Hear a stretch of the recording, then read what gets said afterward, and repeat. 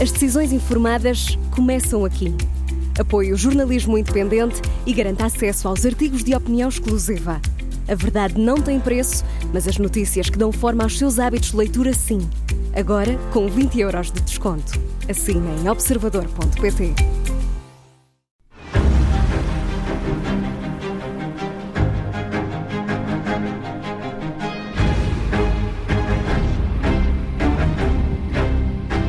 A pergunta que mais se faz hoje é se a Conferência de Segurança que está a decorrer esta sexta-feira em Munique pode representar o início do fim da guerra na Ucrânia. O ministro português dos Negócios Estrangeiros, Paulo Rangel, vai agora direto ao assunto, a partir do epicentro destes desenvolvimentos na Alemanha. Muito bem-vindo, Sr. Ministro. Muito boa tarde. A estratégia de Donald Trump, se resultar, não pode significar uma derrota para a Ucrânia e, por essa via, para a Europa?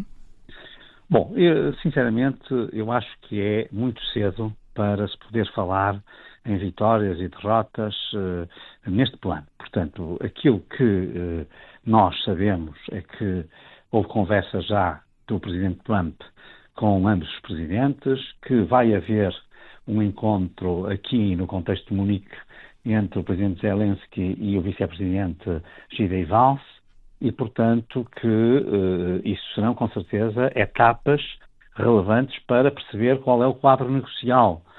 Agora, é evidente que, do ponto de vista europeu, da União Europeia em particular, e hoje no seu discurso Ursula von der Leyen foi muito clara sobre isso, a União Europeia e a Ucrânia têm de estar envolvidas nestas negociações.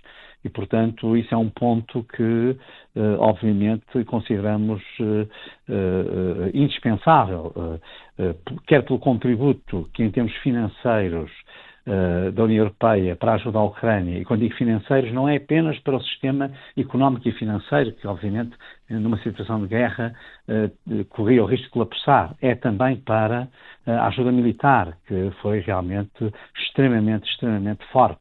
E, portanto, neste contexto, essencialmente, eu acho que é prematuro estar a fazer qualquer vaticínio sobre qual é a solução que, ao fim, será consagrada e se realmente estas negociações vão dar aso a progressos sérios. Sim, enfim. Se vão dar frutos, mas o poder negocial efetivo europeu e ainda por cima no contexto deste presidente norte-americano, que é diferente de Joe Biden, como sabemos, quando a maior parte da ajuda à Ucrânia vem, no fundo, uma boa parte vem dos Estados Unidos, ou seja, o nosso poder, o nosso europeu é um poder negocial efetivo? Bom, o poder europeu negocial efetivo, de alguma maneira, resulta logo do poder financeiro. Não foi por acaso que eu chamei a atenção para esta dimensão, porque uma parte substancial da ajuda à Ucrânia, de longe o parceiro que mais deu, mais que os Estados Unidos, e agora estou a falar globalmente, não só para a questão militar, para a tal questão financeira ou económica ou financeira, para a própria ajuda humanitária, veio do conjunto da União Europeia. Enfim, depois também há contributos importantes, designadamente do Reino Unido, mas aquilo que eu queria dizer, isso dá um poder negocial efetivo à União Europeia. Há outra questão que dá um poder negocial à União Europeia, é que o próprio Presidente Trump já, enfim, deixou antever que no quadro pós-cessar-fogo e depois pós-acordo de paz, havendo esse desenvolvimento, terá que ser a União Europeia, por um lado, a dar garantias de segurança e, portanto, países da União Europeia e, por outro lado, a fazer, de alguma maneira, a reconstrução.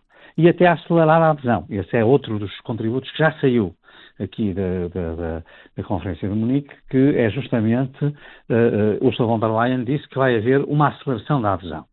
Aliás, nota-se que os Estados Unidos estão muito interessados em que, pelo menos, o acesso ao mercado interno da Ucrânia, ter acesso ao mercado interno europeu, seja fortemente acelerado.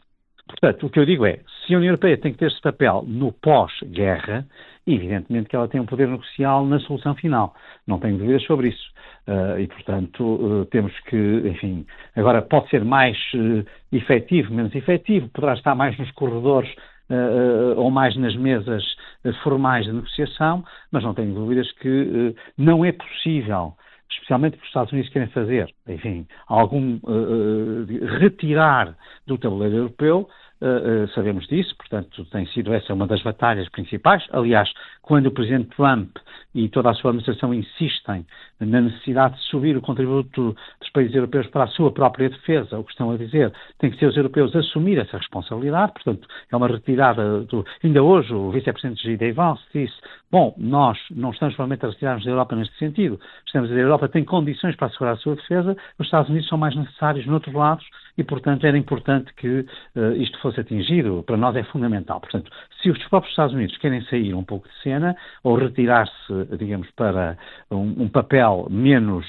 ostensivo, menos manifesto, menos evidente, se isto é assim, isso significa que, obviamente, a União Europeia e os países europeus, porque eu penso que aqui o Reino Unido terá um papel, e eventualmente a Turquia, enfim, com contornos diferentes também poderá ter aqui um papel, mas quer dizer, se assim for, evidentemente que há uma palavra a dizer, porque não se pode negociar uma paz para depois um vácuo, e portanto quem for responsável pelo auxílio à reconstrução, pelas garantias de segurança, por uma, se quiser, reabilitação ou reintegração da Ucrânia numa certa ordem europeia, porque nós vamos precisar, se as coisas correrem bem, e qualquer que seja a solução, desde que corra bem, isto é, desde que haja, apesar de tudo, um consenso, uma aceitação de todos os envolvidos, nós vamos precisar de uma espécie de novos acordos de Helsínquia, quer dizer, vamos precisar de uma ordem internacional para a Europa.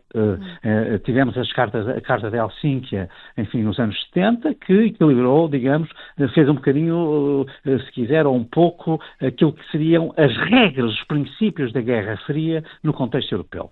E, portanto, nós vamos precisar de um modus vivendi com a Rússia, com a Federação Russa. Isso será inevitável se passarmos por um processo pós-guerra e, portanto, para um processo de paz.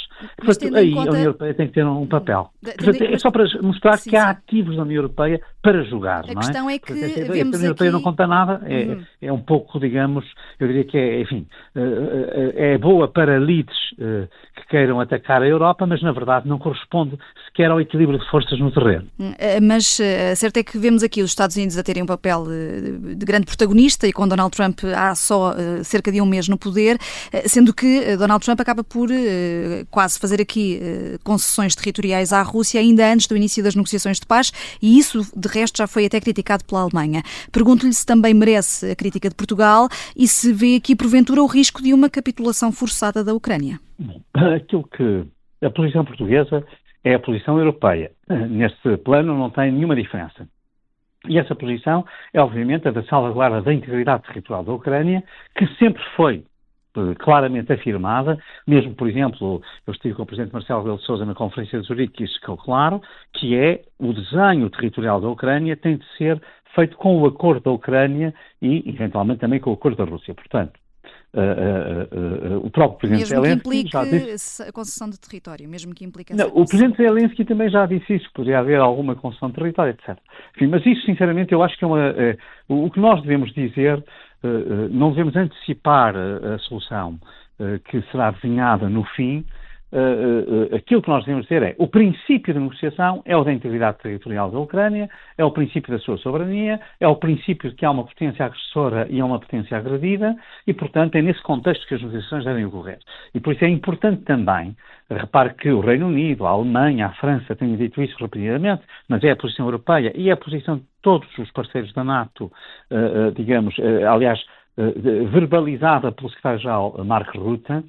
A posição é de que é preciso que a Ucrânia esteja numa situação de maior força no quadro negocial. E para isso tem havido apoios, ainda nesta fase, apoios relevantes para garantir isso. Também sabemos que há, enfim, negociações entre a Ucrânia e os Estados Unidos até sobre a questão das terras raras, etc. Portanto, enfim, eu diria que este puzzle é bem mais complexo do que se pensa, mas eu acho que, ao contrário do que às vezes se diz, com grande simplismo, a União Europeia terá aqui um papel a jogar muito forte, justamente por aquilo que os próprios Estados Unidos, por exemplo, esperam da União Europeia no pós-guerra. Eles contam com os europeus para darem garantias de segurança, eventualmente até com outras forças não apenas vindas do continente europeu, contam com os europeus para a reconstrução e pediram já aos europeus que se acelerasse a integração da Ucrânia num espaço económico europeu. Isso não significa necessariamente logo a adesão à União Europeia, mas uma adesão progressiva, gradual, ou seja, pode significar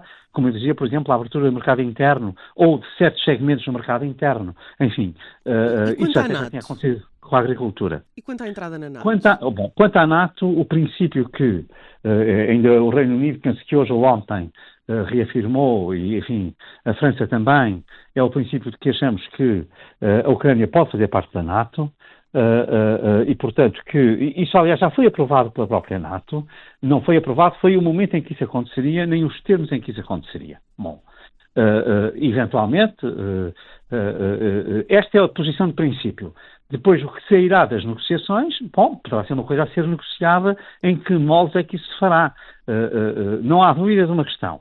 Tem que haver, isso estão todos de acordo, tem que haver garantias de segurança para a Ucrânia. Isso é indispensável, isso nós não podemos em caso nenhum abdicar. E essas garantias de segurança serão dadas, não diria necessariamente pela NATO enquanto tal, porque isso para a Rússia seria sempre talvez uma linha vermelha, tendo em conta, enfim, aquela que é a sua doutrina conhecida, mas países da NATO, obviamente, com certeza que estarão envolvidos, e países da União Europeia, portanto, enfim, e como eu disse, até eventualmente, no sentido de reforçar aqui um quadro multilateral, haver forças vindas de países que não esses.